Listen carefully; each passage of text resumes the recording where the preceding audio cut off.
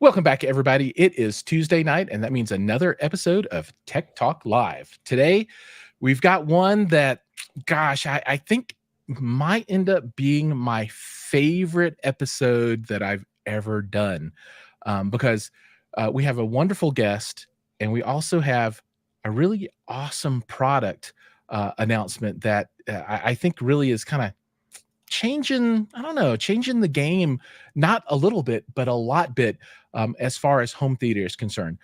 But anyway, to cut through all that, joining me tonight from Kaleidescape is Taylor Stansberry, the CEO of the company. So Taylor, welcome. How are you doing? Good, thanks. Thanks very much for having me on.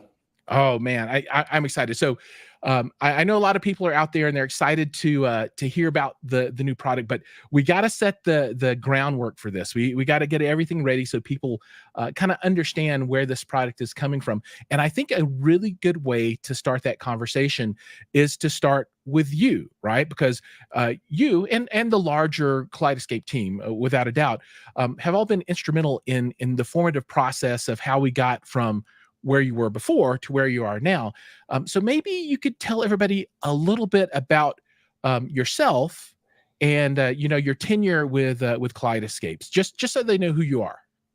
Sure. So I've been a technology executive in Silicon Valley for many years for a variety of different companies like VMware, Ariba, Intuit, and I've also served on a number of boards, public and private, of technology companies.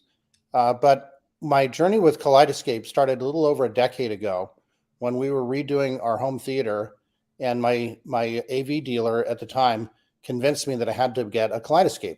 Right. And we were reluctant, but soon fell in love, and it spread. The system got larger, it spread across another household or two, and I became hooked. That's awesome. And then one thing led to another, and here you are helping kind of guide the ship with Kaleidescape. So maybe you can talk a little bit through how things have changed with the product portfolio from the beginning of your tenure with the company to where we are now. So where did you kind of come into the mix at? What was the product line? Was it the S era, or was it before then, or where were things at when you kind of got in the picture? So I got in the picture about 4 years ago, a little less than 4 years ago. And at the time we had the Terra server, the Strato C, and the Strato S. And they're delightful products to watch movies with, because the fidelity of the video and the fidelity of the audio is just far beyond what you can get in any other way from any streaming device. So great products, but the Strato S was inexpensive, but it was very slow to load movies on. So Right. our MO is that you load the movie onto your local Kaleidescape system and play from there, and that guarantees you the full fidelity. But the downloads were very slow on that device, and you couldn't download while you were playing. And that led to sort of a customer engagement drop-off with that product. So I discontinued that product and then introduced a smaller and less expensive version of our server, which was Right. much more performant on downloads and downloading while playback and playing back to multiple rooms at the same time and so forth. So that was the first thing, was to introduce that smaller form factor server at a lower price point. And we fleshed out the server product line with a number of other capacities. And then we did a complete board rework of the server to make it even faster still, and introduced that about a year ago at CEDIA. And then in our most recent product, we've taken the player to the next level, which I'm sure you're going to ask about. Oh yeah, we'll absolutely get there. And some big things that you didn't call out in particular, but things that really kind of moved the needle for me as the product has developed. You moved away from spinning disk to solid state, right? And anybody that remembers the kind of the evolution of PC computing when solid state drives came in, the performance improvement was astronomical, and you see the same kind of performance changes here. But I think people don't really understand the significance of the faster download speeds, because that really is a magical thing, right? Part of the goodness of this product is you can literally sit down to dinner and say, what do you guys want to watch tonight? It's movie night, and you can go through the Kaleidescape store, and you can pick a movie, and you can hit the button, right? Buy this thing, download it, and by the time you're done eating, you go downstairs or whatever, go to the theater, it's ready to rock and roll, right? I mean, that's unlike any other experience that you can have at, kind of that full fidelity video audio, best of the best kind of world. It doesn't exist anywhere else. So that's really important for people that aren't really fully initiated into the ecosystem. Well, let's initiate them to the next level now, right? So, oh, my Alexa is going off. Said, sorry, I don't know. I'm sure. So the new product is the Strato V, and this is a combo device, right? Meaning that it both plays and acts as a server. Is that correct? Yes, it's an all-in-one device, so it can hold about 10 movies and then play them back. Okay, It so can also download pretty quick. So you get a movie down in about 10 minutes. So it's about a bag of popcorn and a drink to prepare while you're downloading your movie. And you can download your next movie while you're playing this one at full speed. right on.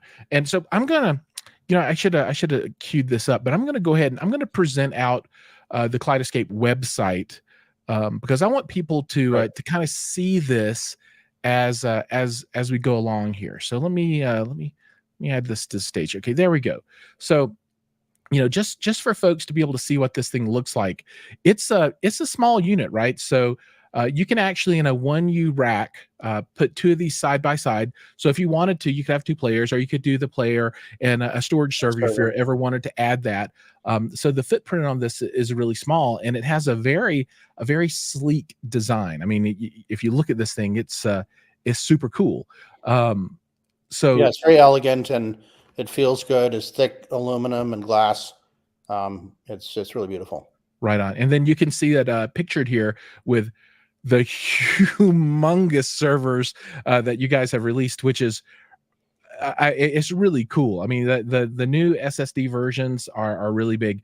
Now this is an exploded version, and I want to talk through kind of what at least here is important to me, right? So the box, the design's very elegant, right? You've got your processor board, you got the cooling and the front panel, and then you've got that almost 1 terabyte of SSD storage built in, and that's the magic here, right? So one thing I want to point out to people is there is a stark difference with the release of this product of the accessibility of the Kaleidescape ecosystem from yesterday to today from a cost perspective. So literally yesterday, if you wanted to get in at the very entry level of Kaleidescape, you would need to buy a C player and the small storage server, and cost on that is like $9,000 or something MSRP. That's right. Yeah.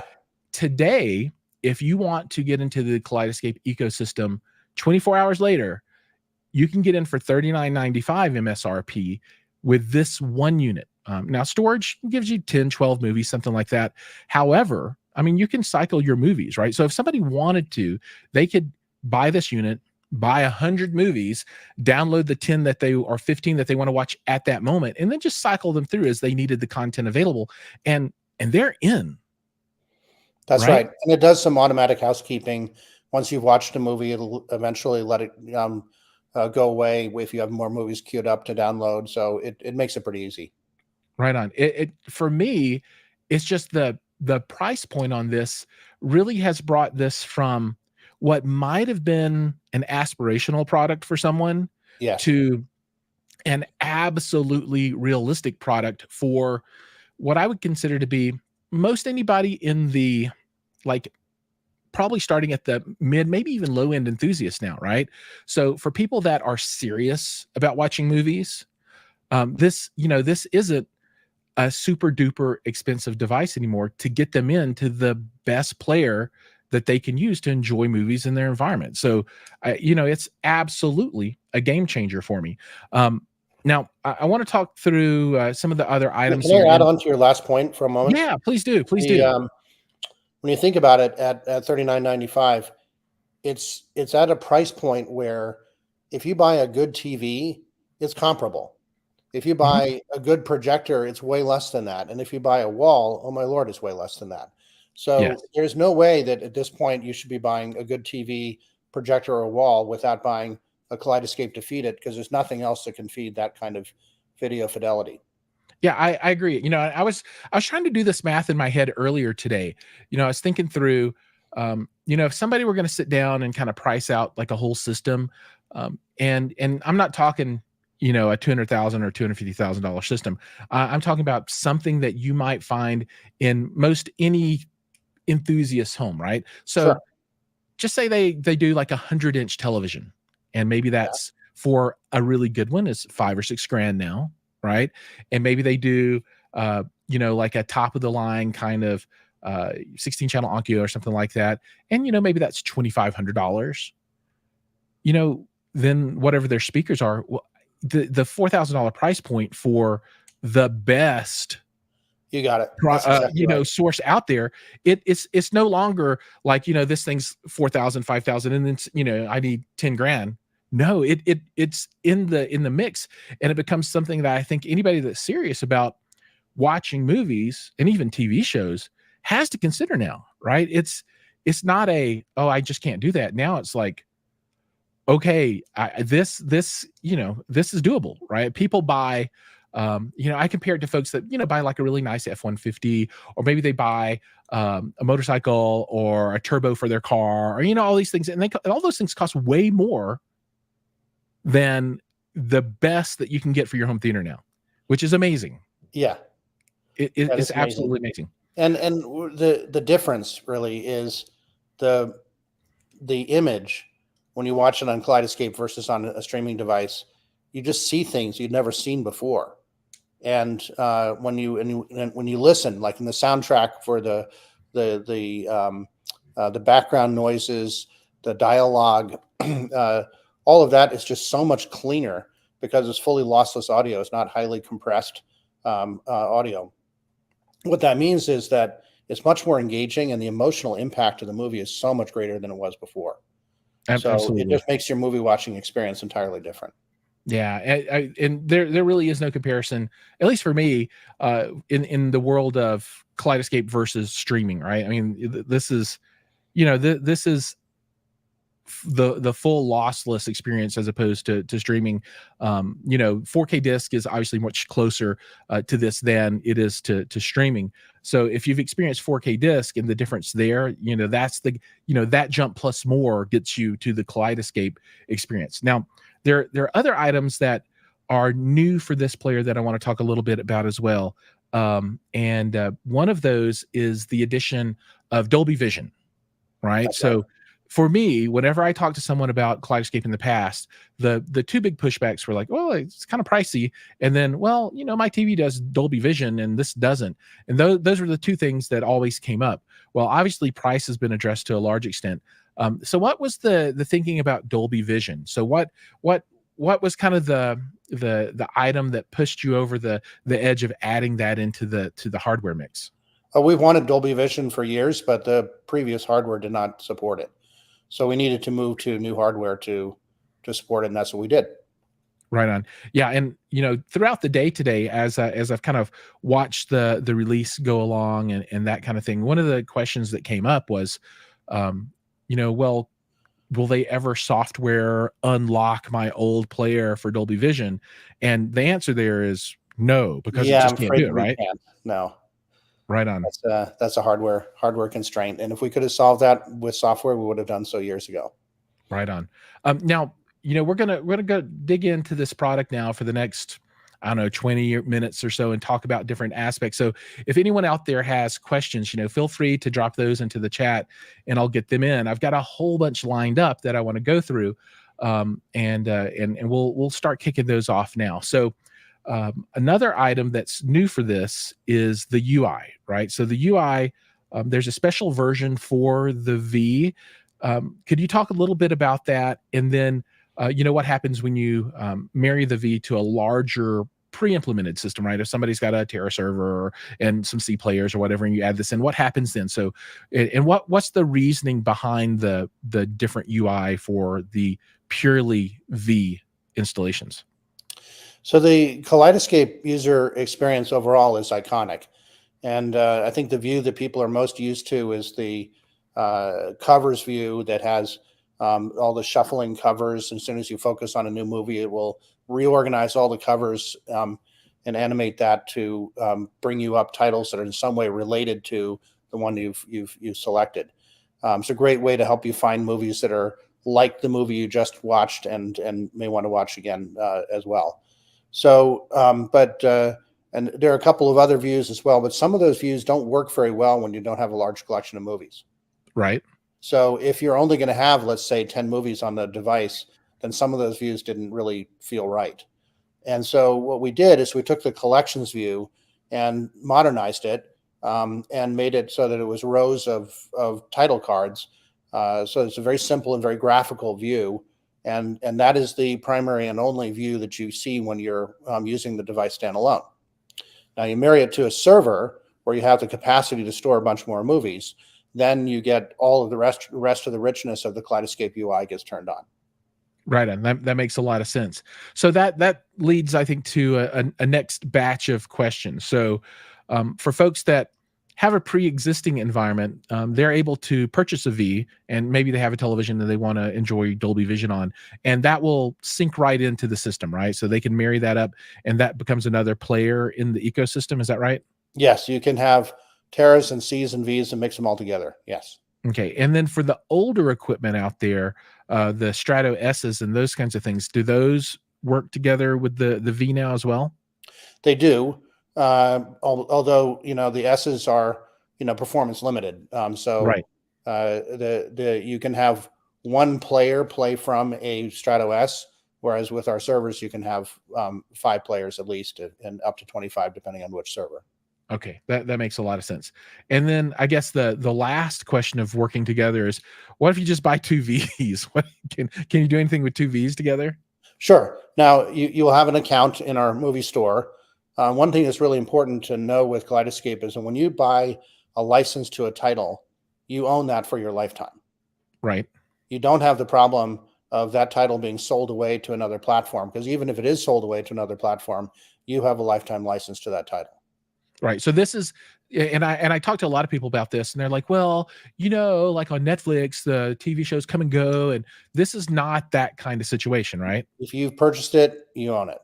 Right on. And so now what that means now is that if you own that title, you have the ability to download it to up to 5 Kaleidescape systems. Right.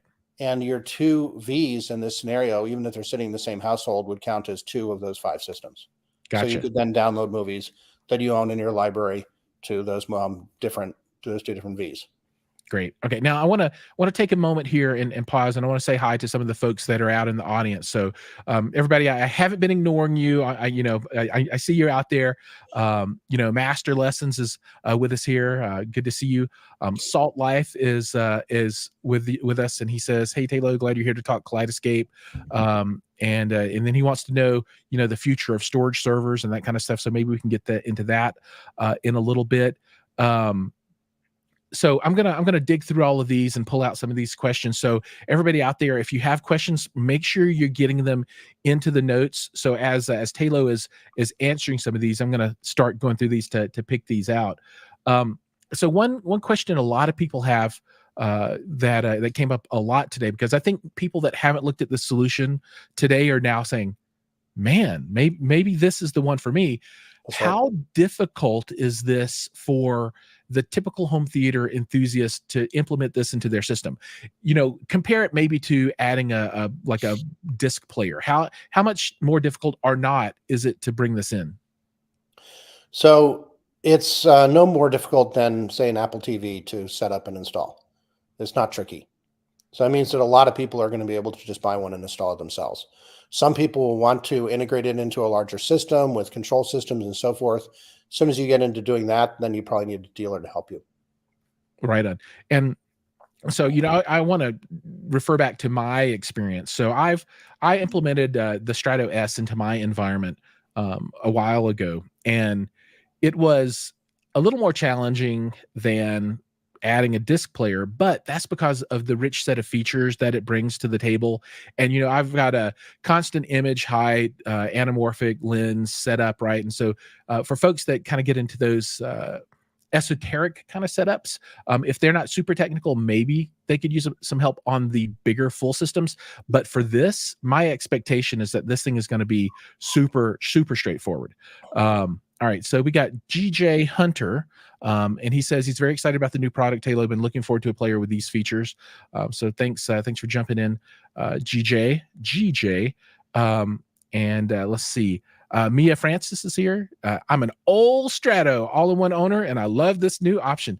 I'm in the exact same place, and I will have one of these in my living room for a brand new 100-inch TV that'll be coming here pretty soon that does Dolby Vision. So I'm super excited for that. So Aaron Ham is with us, so welcome. And he was asking about the interface that we've covered. So here's another question, and I know this is a big coding question, and there's probably not an answer to this one yet, but one question that is commonly asked is, for people who have movies that they own that aren't on their system, you can see that in the app, right? You can go and see all of your movies, but they don't show up in the UI. So for the V player, that will hold true, correct? So if you own, say, 100 movies, on the player itself, you'll see the 10 you have downloaded, and to see the rest, you'll have that. You had to go look at the app for that, correct? Yeah, that's exactly right. So you can see them on your phone, you can see them in your web browser, but not on screen. Right on. Is there ever a future state where there might be a tab in the UI to see owned but not downloaded? I've been asked that at least 50 times today. So I think that's a good question. Yeah, we've heard it a little more than 50 times. I bet you hear it all the time. So I'm not going to talk about future product, but we're listening. So you guys have noted the feature request. Okay. Another one that I got today was any strategy behind the selection of a 1 gig interface versus a 2.5 gig interface for this unit? Was that cost consideration or design philosophy? Any thoughts around that one? That one comes from Michael Lawless. So Michael, thank you so much for joining us tonight. Yeah, I think the thing that is probably driving that question is that our solid state servers have a 2.5 gig interface. And for those, it actually does allow pretty fast downloads, so that you can get movies down in about 4 minutes. And we did think that for this device, I mean, we were trying to hit a price point, as you know, so some trade-offs have to happen, like how much storage and how much this and how much that. And so we did decide to cap it at 1 gigabit, because that gets you a movie down in about 10 minutes, which should be, fast enough for most people. So, and then if you want to get it even faster, then buy one of our solid state servers and mate it up, and you'll get even faster. Right on. Awesome. Very, very cool. This one I think is a little bit out of scope for the conversation tonight, but I think it's cool because, Aaron he's thinking about, down the line kind of things for additional features, right? And Kaleidescape can handle different aspect ratios for your screens, but his suggestion is maybe one day you guys figure out how to do some auto aspect ratio kind of change stuff and add that in, much like maybe like a Mad VR video processor can kind of do that kind of thing. So there's another one to add to the list of down the line kind of stuff. Yeah, it's a request we hear a fair amount. Not as much as the show me my whole library on screen one, but we do hear it. And so, but I think that at this point is probably more the domain of the companies like Mad VR and Lumagen. Yep, I think so. Now, I want to say a special welcome to Richard. Richard is a channel royalty for me. He is one of my patrons. So I always love to see him in the crowd.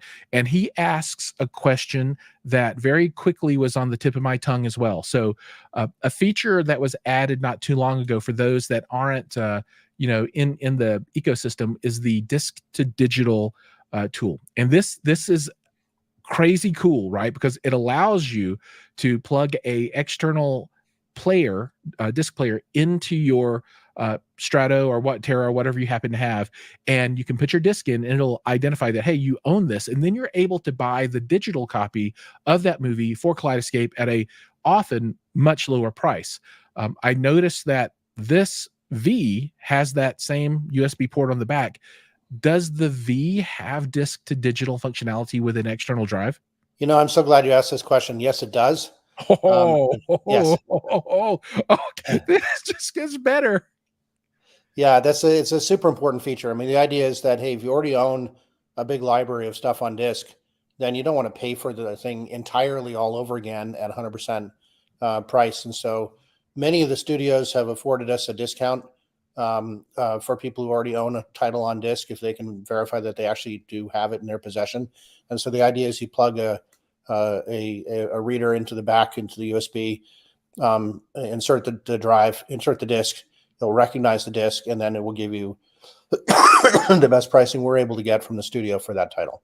That's outstanding. And that's killer for me, right? Because I had a bunch of what I consider to be my classic favorites, right? Things that I knew that I'd watch again. And I'm not a big movie rewatcher. I'm not, right? I'll watch one thing and then it's kind of out the window. But and you already bought it on VHS, and you already bought it on DVD, and you already bought it on Blu-ray, and it's like, okay, yeah, absolutely. And this allowed me just to get that movie and some and this is for DVDs, right? So I never, some of them I had not upgraded to 4K disc. So for me, it was really awesome to be able to get this in a higher quality at a really, really great price point, right? So having that available here, for those that are concerned about, okay, I've got 1 billion discs and I don't want to get into another ecosystem. There are two pieces to that puzzle for me. One, just because you buy a V or any of the other Kaleidescape equipment doesn't mean that you have to convert everything over to Kaleidescape. You still have your player, you still have your disc, you can still watch them anytime you want to, right? But for those that you do want to convert over, there's a cost-effective pathway to get there, right? So you're not buying everything over again, which is really, really good. I want to say hi to Double A. He has joined. He's also been a longtime watcher of the channel. Sorry for joining late. No worries. I'm glad to have you here. I'm so happy to have you in the audience. If you have any questions, let us go. And he says, I have so many old DVDs. Yeah. Now, Mr. Sultan here, I think he's new to the channel. Welcome. But he's like, okay, this isn't enough to push me over the edge. Are you going to bundle some movie credits with the Strato C had in June? He needs more. Any chance for that maybe one day? Well, I'm not going to again talk about future sales promotions. I will say that we do have some sales promotions in effect at the moment, which do include buying a Strato V with a server, or adding a Strato V to a pre-existing system with a server. Okay, right on. If you're just buying the Strato V, at this point, we don't have any incentive. And it would be really weird to have an incentive on a new product we just introduced. I agree. I was going to say that might be like, next year or something when you're like, okay, let's figure out what the next thing is. So one question that came across is now, so this has a terabyte of internal storage. Yeah. And well, almost. When you add this to say a pre-existing Terra server environment, is that 1 terabyte still available to the entire pool, or does that get turned off for the bigger? No, it gets turned off if you made it to one of our larger servers. Okay, so just something to keep in mind for everybody out there, because that might be a gotcha for someone. So just be cognizant of that one. See, Michael Lawless is with us, and he says there was a reason for that. It was it greatly simplified the engineering. 1 and 2. If you make this be a server to other things, now all of a sudden you're imposing on it the ability to play back at the same rate that your other servers can, or else you're constraining the number of players you can have doing playbacks in your system. So okay, so there is reason to the rhyme there. The chip in the server is meant to serve. The chip in the player is meant to play. It will not serve. It wouldn't have been able to serve as many players as the server chip would be able to do. That's the underlying. That makes sense. For it. Okay, yeah, thank you for that. That makes not so sense. Much storage. A sub-terabyte amount. It's not so much storage. You're going to weep very much if you forgo it in order to have the bigger server, which is going to give you a hell of a lot more anyway. Yeah, and they are Whoppers now, which is pretty cool. Michael Lawless says Digital was what finally got him to buy in. Great feature. Great. Yeah. Let's see. All right, now let me go back over to, this is another one that came up today. So on this player, you get HDR10, you get Dolby Vision, but no HDR10 Plus.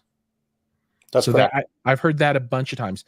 Any reasoning behind that one? Is it just not as popular, or was it a hardware constraint, or It's just not as popular? Okay, so this really was a demand item, and people were like, "I got to have the Dolby Vision, but maybe not so much on the HDR10 Plus." Yeah. Okay, gotcha. Michael Lawless says, make sure to use a friend referral and you each get $100. He'll be happy to give you his code. So yeah, if you need Michael's code, make sure to reach out. But if you really want to use a code, use Jiles McCoy, because, you know, I was imagining you might say that. Daddy needs some new movies. So if you guys are out there buying, you know, you feel free. I'll put it down I'll put links and notes and all kinds of stuff down there. Feel free to use any of those that you want to. I would not be sad if you used any of my affiliate stuff. All right, I'm trying to find any of my last super big questions here. Oh, okay. Another big item that we haven't touched on yet is the onboard decoding for 2-channel output over optical and coax. So if you could talk a little bit about that, and then what the use case for that is. Yeah, it's actually 2-channel and multi-channel. So okay, right on. Yeah. So if you have a modern processor, it's going to have lossless decode of True HD, DTSMA, and the lossless forms of Atmos and so forth. However, if you have an older processor, it probably only processes Dolby Digital. Okay. Yep. Or bare DTS, which are much smaller. It's a 10 times smaller bit stream than what you get with the big lossless like True HD and DTS master audio. So so if you have an older processor, or if you have just a 2-channel setup with a DAC, then you're also going to be getting the interpreting from the lossy core of the old audio standards. What this will do is that every HD and 4K movie in our library has full lossless audio from the studio masters, and the player will decode that in the event that you don't have a processor that can decode it. Nice. So this becomes useful for the people who have like a 2-channel setup, or a setup with an older processor. And I have a couple of old Meridian processors, for example. They're great, but they don't do the modern lossless decoding. These will make those things sound so much better. That's super cool. So you're bringing life to older equipment with this. I like it. I like it a lot. So Elvin, yes sir, has joined. So thank you so much.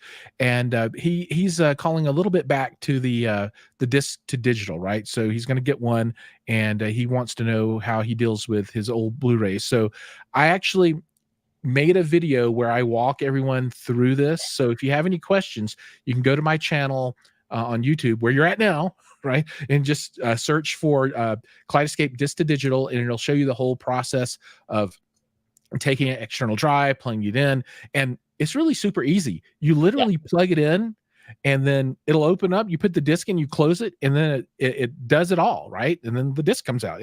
It's really easy. I mean, there's no struggle or challenge there at all. And then all you need is a USB disc reader, and we specify a handful of them that we've tested and work that you can get from Amazon. Plug it in, and a couple minutes per disc will recognize them, and then you get the discounted pricing. Right on. Unix super user says this really brings in a whole new customer base. I think that was probably part of the idea, right? And he or she is absolutely right. I was, we were actually talking about this a little bit beforehand, right? And I think of the home theater market kind of as a pyramid, right? And you have customer bases, and maybe as the price of equipment goes up, the customer base gets smaller, like a pyramid. And Kaleidescape was, maybe in this part of the pyramid, but with this price point, it's going to bring more of that pyramid in. So, we're going to get a lot more Kaleidescape brothers and sisters out there to join the family. And I'm super excited for that, right? Because I have a lot of passion for this product, because I have a lot of passion for home theater and experiencing it as best I can. And this gives me the best experience. I mean, bar none. And I've done it all, right? I've built my own Plex servers, and Plex is great, right? I've had just about every disc player that you can ever imagine. I've had multiple different NAS that I've built and supported for myself, and Dune and Zapedi and Zadoo and everything else, right? And those are all great, and they all have their spot and they all have their market. But for me, there's been no other product that has made watching a movie as enjoyable as Kaleidescape. Indeed, right? indeed. Yeah, it's a big deal. We've got some Kaleidescape.